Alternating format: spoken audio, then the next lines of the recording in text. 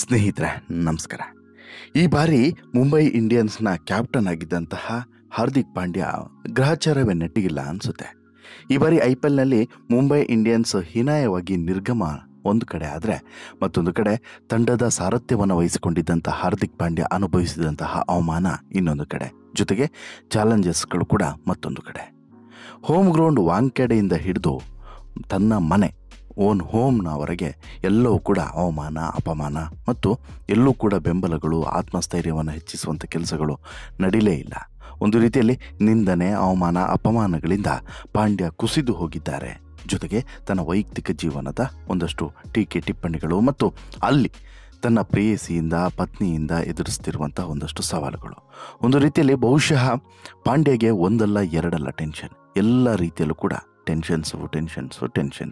ಹೀಗಾಗಿ ಈ ಬಾರಿ ಪಾಂಡ್ಯ ಒಂದು ರೀತಿಯಲ್ಲಿ ತನ್ನ ಶನಿಯ ಆಟದ ಮುಂದೆ ಏನೂ ಕೂಡ ಮಾಡಲಿಕ್ಕೆ ಆಗದಂಥ ಸ್ಥಿತಿಯಲ್ಲಿ ಕೈಕಟ್ಟಿ ಕುಳಿತಿದ್ದಾರೆ. ಹಾಗಾದರೆ ಏನಾಯಿತು, ಏನಾಗಿದೆ ಪಾಂಡ್ಯಗೆ? ಪಾಂಡ್ಯ ಇಷ್ಟೆಲ್ಲ ಸವಾಲುಗಳನ್ನು ಎದುರಿಸ್ತಿರೋದು ಯಾಕೆ? ಪ್ರತಿ ಬಾರಿಯೂ ಕೂಡ ಈ ಟೂರ್ನಿಯ ವೇಳೆಯಲ್ಲಿ ಮೈದಾನಕ್ಕೆ ಇಳಿದ್ರು ಅಂತ ಹೇಳಿದ್ರೆ ಪಾಂಡ್ಯದ್ದು ಕದರೇ ಬೇರೆ, ಪಾಂಡ್ಯ ಇರ್ತಿದ್ದಂಥ ರೀತಿಯೇ ಬೇರೆ. ಆದರೆ ಈ ಬಾರಿ ಕಂಪ್ಲೀಟ್ ಪಾಂಡ್ಯ ಬದಲಾಗಿ ಹೋಗಿದ್ದಾರೆ. ಒಂದು ರೀತಿಯಲ್ಲಿ ಪಾಂಡ್ಯರನ್ನು ಈಗ ಎಲ್ಲರೂ ಕೂಡ ಕೈ ಬಿಟ್ಟಿದ್ದಾರೆ ಅನ್ನುವಂಥ ಮಾಹಿತಿ ಸಿಗ್ತಾ ಇದೆ. ಯಾಕಂತ ಹೇಳಿದ್ರೆ ಹಾರ್ದಿಕ್ ಜೊತೆಗೆ ಒಂದು ರೀತಿಯಲ್ಲಿ ದೂರ ಆಗಿದ್ದಾರೆ ಪತ್ನಿ ಎನ್ನುವಂಥ ಮಾಹಿತಿಯೂ ಕೂಡ ಇದೆ. ದುರಾದೃಷ್ಟವೋ ಬ್ಯಾಡ್ ಲಕ್ಕೋ, ಟೀಮ್ ಇಂಡಿಯಾದ ಆಲ್ರೌಂಡರ್ ಹಾರ್ದಿಕ್ ಪಾಂಡ್ಯ ಈ ಶನಿ ಅನ್ನೋದು ಬೆನ್ನು ಬಿದ್ದಂತೆ ಕಾಣಿಸ್ತಿದೆ.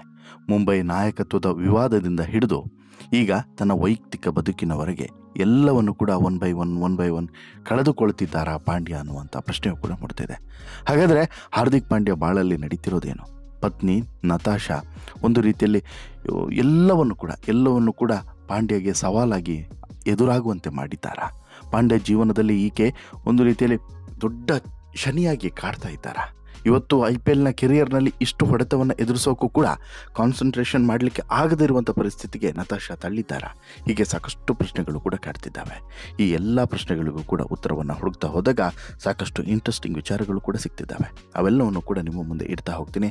ಅದಕ್ಕಿಂತ ಮುಂಚೆ ನೀವಿನ್ನೂ ಕೂಡ ನಮ್ಮ ಚಾನಲನ್ನು ಸಬ್ಸ್ಕ್ರೈಬ್ ಮಾಡಿಲ್ಲ ಅಂದರೆ ದಯವಿಟ್ಟು ಈ ಕೂಡಲೇ ಸಬ್ಸ್ಕ್ರೈಬ್ ಮಾಡಿ ಸ್ನೇಹಿತರೆ. ಇಲ್ಲಿ ಒಂದು ಹಾರ್ದಿಕ್ ಪಾಂಡ್ಯ ಅಂತ ಹೇಳಿದ್ರೆ ಸಾಕಷ್ಟು ಜನರಿಗೆ ಒಂದು ಕಾನ್ಫಿಡೆನ್ಸ್ ಏನು ಅಂತ ಹೇಳಿದ್ರೆ, ಇಂಡಿಯಾದ ಯಾವುದೇ ಸ್ಥಿತಿ ಇರ್ಬೋದು, ಅದು ಭಾರತ ಟೀಮ್ ಇರ್ಬೋದು ಅಥವಾ IPL ಯಾವುದೇ ಟೀಮನ್ನು ಪ್ರತಿನಿಧಿಸ್ತಿದ್ರು, ಈಗ ಮುಂಬೈಯನ್ನು ಪ್ರತಿನಿಧಿಸ್ತಿದ್ದಾರೆ ಮತ್ತು ಮುನ್ನಡೆಸ್ತಿದ್ದಾರೆ. ಇಂತಹ ಒಬ್ಬ ಆಟಗಾರ ಯಾವುದೇ ಸ್ಥಿತಿಯಲ್ಲಿದ್ದರೂ ಕೂಡ ಆ ಒಂದು ತಂಡವನ್ನು ಮುನ್ನಡೆಸ್ತಾನೆ, ಗೆಲುವಿನ ದಡವನ್ನು ಸೇರಿಸ್ತಾನೆ ಅನ್ನುವಂಥ ನಂಬಿಕೆ ಇತ್ತು. ಅದು ಬೌಲಿಂಗ್ ಆಗಿರ್ಬೋದು, ಬ್ಯಾಟಿಂಗ್ ಆಗಿರ್ಬೋದು. ಅಂತಹದ್ದೊಂದು ವಿಶೇಷವಾದಂತಹ ಚಾಣಕ್ಯ ಈತ ಅನ್ನುವಂಥ ನಂಬಿಕೆ ಇತ್ತು. ಆದರೆ ಈ ಬಾರಿಯ IPLನಲ್ಲಿ ಪಾಂಡ್ಯ ಇದ್ದಂಥ ರೀತಿ ಮತ್ತು ಪಾಂಡ್ಯ ನಡೆದುಕೊಂಡಂಥ ರೀತಿಯ ಬಗ್ಗೆ ಸಾಕಷ್ಟು ಜನರಿಗೆ ಬೇಸರ ಇದೆ. ಏನೋ ಆಗಿದ್ದೆ ಪಾಂಡ್ಯ ಜೀವನದಲ್ಲಿ, ಯಾಕೋ ಪಾಂಡ್ಯ ಮುಂಚೆ ಇದ್ದಾಗೆ ಇಲ್ಲ ಅಂತೇಳಿ ಸಾಕಷ್ಟು ಜನರಿಗೆ ಪ್ರಶ್ನೆ ಇತ್ತು. ಜೊತೆಗೆ ಮುಂಬೈ ಇಂಡಿಯನ್ಸ್ನ ಕ್ಯಾಪ್ಟನ್ ಆದಾಗಲೂ ಕೂಡ ಒಂದಲ್ಲ ಒಂದು ವಿವಾದ ಪಾಂಡ್ಯ ಬೆನ್ನಿಗೆ ಅಂಟಿಕೊಳ್ತಲೇ ಇತ್ತು. ಈಗ ಇದಾದ ಬಳಿಕ ವೈಯಕ್ತಿಕ ಜೀವನದಲ್ಲೂ ಕೂಡ ಬಿರುಗಾಳಿ ಎದ್ದಿದೆ. ಇದರ ಪರಿಣಾಮನೇ ಪಾಂಡ್ಯ ಇಲ್ಲಿ ಗ್ರೌಂಡ್ನಲ್ಲೂ ಕೂಡ, ತನ್ನ ಮನೆಯ ಗ್ರೌಂಡ್ನಲ್ಲೂ ಕೂಡ ನೀಟಾಗಿ ಇರೋಕ್ಕೆ ಸಾಧ್ಯವಾಗ್ತಿಲ್ಲ ಮತ್ತು ಆಟದ ಗ್ರೌಂಡ್ನಲ್ಲೂ ಕೂಡ, ಕ್ರಿಕೆಟ್ ಆಟದ ಗ್ರೌಂಡ್ನಲ್ಲೂ ಕೂಡ ನೀಟಾಗಿ ಕಾನ್ಸಂಟ್ರೇಷನ್ ಇಲ್ಲ ಪಾಂಡ್ಯಗೆ ಅನ್ನುವಂಥ ಮಾತುಗಳು ಕೇಳಿ ಬರ್ತಿದೆ. ಹಾಗಾದರೆ ಏನಾಗಿದೆ?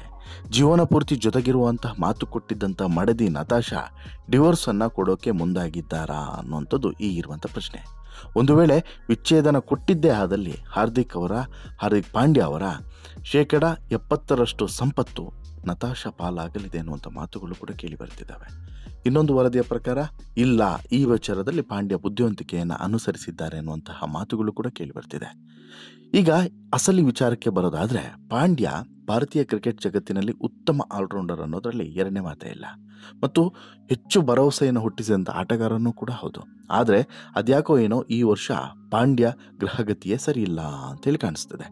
ಕಡು ಬಡತನದಿಂದ ಬಂದಂತಹ ಪಾಂಡ್ಯ ಜೀವನದಲ್ಲಿ ಎಲ್ಲವನ್ನು ಕೂಡ ಸಾಧಿಸಿ ತೋರಿಸಿದ್ರು.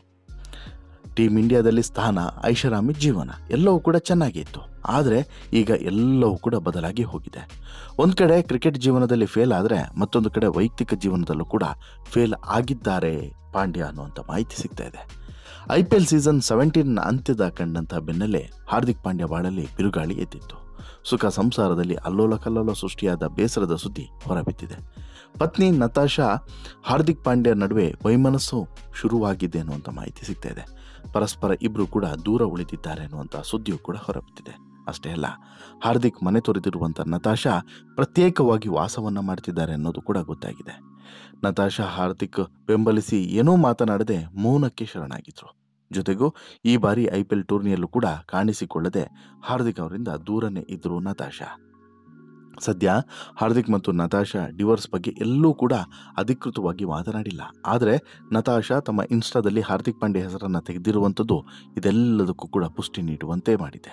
ಒಂದು ವೇಳೆ ನತಾಶಾ ಮತ್ತು ಹಾರ್ದಿಕ್ ವಿಚ್ಛೇದನ ಪಡೆದಿದ್ದೇ ಆದಲ್ಲಿ ಹಾರ್ದಿಕ್ ಸಂಪತ್ತಿನ 70% ಆಸ್ತಿ ನತಾಶಾ ಪಾಲಾಗಲಿದೆ ಅನ್ನುವಂಥ ಮಾತುಗಳು ಕೂಡ ಇದ್ದಾವೆ. ಬಟ್ ಅಲ್ಲೊಂದು ಟ್ವಿಸ್ಟ್ ಕೂಡ ಇದೆ. ಹೌದು, ಈ ಟ್ವಿಸ್ಟ್ ಏನು ಅಂತ ಹೇಳಿದ್ರೆ ಬಹುಶಃ ಸಾಕಷ್ಟು ಜನರಿಗೆ ಅಚ್ಚರಿ ಆಗ್ಬೋದು. ಇಂತಹದ್ದೊಂದು ಐಡಿಯಾವನ್ನು ಯಾಕೆ ಮಾಡಿದ್ರು ಅಂತ ಹೇಳಿ. ಯಾಕೆ ಅಂತ ಹೇಳಿದ್ರೆ ಇಲ್ಲಿ ಹಾರ್ದಿಕ್ ಪಾಂಡ್ಯ ಒಂದು ರೀತಿಯಲ್ಲಿ ಒಂದು ಬ್ರಿಲಿಯಂಟಾಗಿ ಒಂದು ಗೇಮನ್ನು ಆಡ್ತಾರೆ. ಬಹುಶಃ ಇಂಥದ್ದೊಂದು ಸ್ಥಿತಿ ನಾಳೆ ಬರಬಹುದು ಅಂತ ಹೇಳ್ಬಿಟ್ಟು ಅಂದ್ಕೊಂಡಿದ್ರೆ ಏನೋ ಗೊತ್ತಿಲ್ಲ. ಯಾಕಂತ ಹೇಳಿದ್ರೆ ಇಲ್ಲಿ ಈ ಹಾರ್ದಿಕ್ ಪಾಂಡ್ಯ ಬಳಿ ಇರುವಂಥ ಅಷ್ಟು ಆಸ್ತಿಗಳನ್ನು ಹಾರ್ದಿಕ್ ತಾಯಿ ಕಾಪಾಡ್ತಾರೆ ಅನ್ನುವಂಥ ಒಂದು ವಿಶೇಷವಾದಂಥ ಸುದ್ದಿ ಕೇಳಿ ಬರ್ತಿದೆ. ಯಾಕೆ?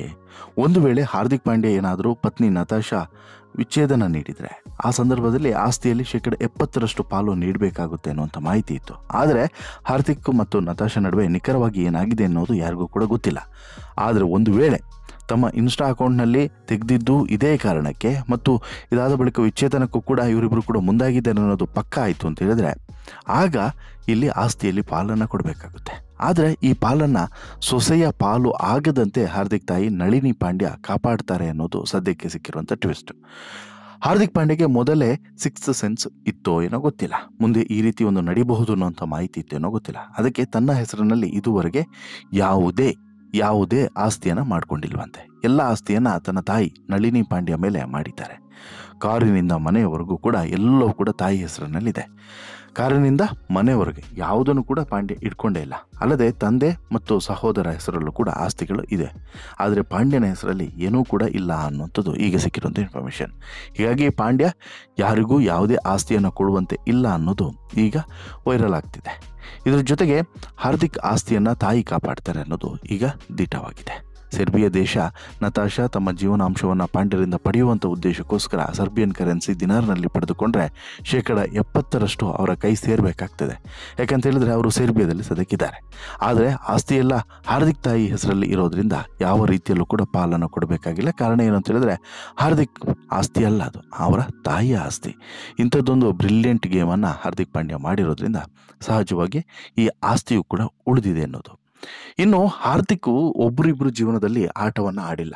ನತಾಶಾ ಏನು ಮೊದಲಿನೋಳೋ ಕೂಡ ಅಲ್ಲ, ಹಾರ್ದಿಕ್ ಏನು ಸಾಚನೂ ಅಲ್ಲ ಮತ್ತು ದೇವರಂಥ ಮನುಷ್ಯನೂ ಕೂಡ ಅಲ್ಲ. ಹೇಗೆ IPLನಲ್ಲಿ ಬೇರೆ ಬೇರೆ ತಂಡವನ್ನು ಇವರೆಲ್ಲರೂ ಕೂಡ ಪ್ರತಿನಿಧಿಸ್ತಾರೋ ಅದೇ ರೀತಿ ಹುಡುಗಿಯರ ಜೀವನದಲ್ಲೂ ಕೂಡ ಬೇರೆ ಬೇರೆ ಹುಡುಗಿಯರ ಜೀವನದಲ್ಲಿ ಇವರು ಆಟ ಆಡಿ ಹೋದವ್ರೆ. ಅದೇ ರೀತಿ ಈ ಪಾಂಡ್ಯನೂ ಕೂಡ. ಹಾರ್ದಿಕ್ ಪಾಂಡ್ಯ ಮತ್ತು ನತಾಶಾ ಮೊದಲ ಭೇಟಿಯಾಗಿದ್ದು 2018ರಲ್ಲಿ ಮುಂಬೈ ನೈಟ್ಸ್ ಕ್ಲಬ್ನಲ್ಲಿ ಇಬ್ಬರು ಕೂಡ ಜೊತೆ ಆಗ್ತಾರೆ. ಆ ಬಳಿಕ ಇಬ್ಬರ ನಡುವೆ ಸಂಪರ್ಕ ಹುಟ್ಟಿಕೊಳ್ಳುತ್ತೆ, ಪರಿಚಯ ಸ್ನೇಹವಾಗುತ್ತೆ, ಸ್ನೇಹ ನಂತರ ಪ್ರೀತಿಯಾಗಿ ಬದಲಾಗುತ್ತೆ, ಒಡನಾಟ ಹೆಚ್ಚಾಗುತ್ತೆ. ಇಬ್ಬರು ಕೂಡ ಪ್ರೇಮ ನಿವೇದನೆಯನ್ನು ಮಾಡಿಕೊಂಡು ಗಂಡು ಮಗುವಿಗೆ ಪೋಷಕರು ಕೂಡ ಆಗ್ತಾರೆ. ನಂತರ ಸಂಪ್ರದಾಯಬದ್ಧವಾಗಿ ಮದುವೆಯೂ ಕೂಡ ಆಗ್ತಾರೆ. ಮೊದಲಿಗೆ ಮಗುವಾಗುತ್ತೆ, ನಂತರ ಮದುವೆ ಆಗ್ತಾರೆ.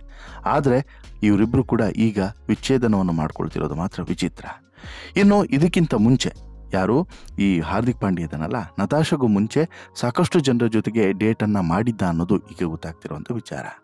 ಕೋಲ್ಕತ್ತಾ ಮೂಲದ ಮಾಡೆಲ್ ಲಿಶಾ ಶರ್ಮಾ ಜೊತೆಗೆ ಡೇಟನ್ನು ಮಾಡ್ತಾ ಇದ್ದ ಇದೇ ಪಾಂಡ್ಯ ಅನ್ನೋದು ಗೊತ್ತಾಗಿದೆ. ಆದರೆ ಇಬ್ಬರು ಕೂಡ ವೃತ್ತಿ ಜೀವನದತ್ತ ಹೆಚ್ಚು ಗಮನ ಹರಿಸಿದಂಥ ಕಾರಣ ಬ್ರೇಕಪ್ ಮಾಡಿಕೊಂಡ್ರು ಅನ್ನೋಂಥ ಮಾಹಿತಿ ಇದೆ. ಇನ್ನು ಎರಡನೇದಾಗಿ ರಿಯಾಲಿಟಿ ಶೋಗಳ ಮೂಲಕ ಖ್ಯಾತಿ ಗಳಿಸಿದಂಥ ಎಲ್ಲಿ ಔರಾಮ್ ಜೊತೆನೂ ಕೂಡ ಪಾಂಡ್ಯ ಡೇಟ್ ಮಾಡಿದ್ದ. ಆಕೆ ಬಿಗ್ ಬಾಸ್ನಲ್ಲೂ ಕೂಡ ಸ್ಪರ್ಧಿಸಿದ್ಲು. ಅಷ್ಟೇ ಯಾಕೆ, ಈ ಕೃಣಾಲ್ ಪಾಂಡ್ಯ ಮದುವೆಯಲ್ಲೂ ಕೂಡ ಎಲ್ಲಿ ಭಾಗಿಯಾಗಿದ್ಲು. ಅದಾದ ಬಳಿಕ ಇಬ್ಬರು ಕೂಡ ದೂರ ಆದರು ಅನ್ನೋಂತಹ ಮಾಹಿತಿ ಇದೆ. ಇನ್ನು ಇಂಟ್ರೆಸ್ಟಿಂಗ್ ವಿಚಾರ ಏನು ಅಂತ ಹೇಳಿದ್ರೆ ಪಾಂಡ್ಯ ಮತ್ತು ಊರ್ವಶಿ ರೋಟೆಲ್ಲ ಇದ್ದಾರಲ್ಲ, ಇವರಿಬ್ಬರು ಕೂಡ ಸ್ನೇಹಿತರಾಗಿದ್ದರು. ಆದರೆ ಇವರ ಜೊತೆಗೆ ಜೋಡಿ ಹಕ್ಕಿಗಳು ಅನ್ನುವಂಥ ಸುದ್ದಿಯೂ ಕೂಡ ಆಗ ಹರಿದಾಡಿತ್ತು. ಆದರೆ ಪಾಂಡ್ಯ ನತಾಶಾ ಜೊತೆಗೆ ಎಂಗೇಜ್ಮೆಂಟ್ ಮಾಡಿಕೊಂಡಾಗ ಈ ವದಂತಿಗಳಿಗೆ ಒಂದು ರೀತಿಯಲ್ಲಿ ಬ್ರೇಕ್ ಬಿತ್ತು ಆಟೋಮೆಟಿಕ್ ಆಗಿ.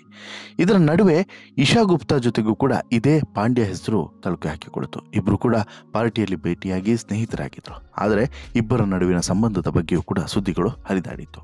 ಬಟ್ ಪಾಂಡ್ಯ ನತಾಶಾ ಹಿಂದೆ ಬಿದ್ದ ಬಳಿಕ ಇಶಾ ಗುಪ್ತಾ ಜೊತೆಗಿನ ಡೇಟಿಗೆ ಹೋದಂತೆ ಸ್ತಬ್ಧವಾಯಿತು.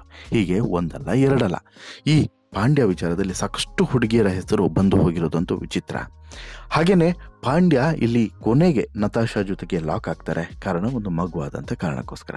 ಅದಲ್ಲದೆ ಇದ್ದಿದ್ರೆ ಬಹುಶಃ ನತಾಶಾಗೂ ಕೂಡ ಆಗಲೇ ಒಂದು ರೀತಿಯಲ್ಲಿ ಸೋಡಾ ಚೀಟಿ ಕೊಟ್ಬಿಡ್ತಿದ್ರೇನೋ ಗೊತ್ತಿಲ್ಲ. ಅದೇನೇ ಇದ್ರೂ ಕೂಡ ಪಾಂಡ್ಯ ಜೀವನದಲ್ಲಿ ಇಂಥದ್ದೊಂದು ದಿನಗಳು ಬರ್ತವೆ ಅಂತ ಹೇಳ್ಬಿಟ್ಟು ಬಹುಶಃ ಯಾರು ಕೂಡ ಆಲೋಚನೆ ಮಾಡಿರ್ಲಿಕ್ಕಿಲ್ಲ. ಅಕ್ಷರಶಃ ಒಂದು ಕಡೆ ಮುಂಬೈ ಇಂಡಿಯನ್ಸನ್ನು ಹಿನ್ನಡೆಸಿದಂಥ ಸೋಲು, ಮುನ್ನಡೆಸಲಿಲ್ಲ ಹಿನ್ನಡೆಸಿದ್ರು, ಆ ಒಂದು ಏಟು, ಆ ಬೇಸರ ಇನ್ನೂ ಕೂಡ ಮರೆಯೋದಕ್ಕಿಂತ ಮುನ್ನವೇ ಮತ್ತೊಂದು ಶಾಕ್ ಪಾಂಡ್ಯಗೆ ಎದುರಾಗಿರೋದು ಮಾತ್ರ ಒಂದು ರೀತಿಯಲ್ಲಿ ದುರಂತ ಅಂತಲೇ ಹೇಳ್ಬೋದು. ನಿಮ್ಗೇನು ಅನಿಸುತ್ತೆ ಸ್ನೇಹಿತರೆ? ನೀವೇನು ಹೇಳೋಕ್ಕೆ ಇಚ್ಛೆ ಪಡ್ತೀರಾ ಪಾಂಡ್ಯ ಮತ್ತು ನತಾಶಾ ಜೀವನದ ಬಗ್ಗೆ? ನಿಮ್ಮ ಅಭಿಪ್ರಾಯ ಏನು? ದಯವಿಟ್ಟು ಕಮೆಂಟ್ ಮಾಡಿ ತಿಳಿಸಿ. ಜೊತೆಗೆ ಈ ಸ್ಟೋರಿ ಇಷ್ಟ ಆಯಿತು ಅಂತ ಹೇಳಿದ್ರೆ ಲೈಕ್ ಮಾಡಿ, ಶೇರ್ ಮಾಡಿ, ಚಾನಲ್ಗೆ ಸಬ್ಸ್ಕ್ರೈಬ್ ಆಗೋದನ್ನು ಮರಿಬೇಡಿ. ಧನ್ಯವಾದ.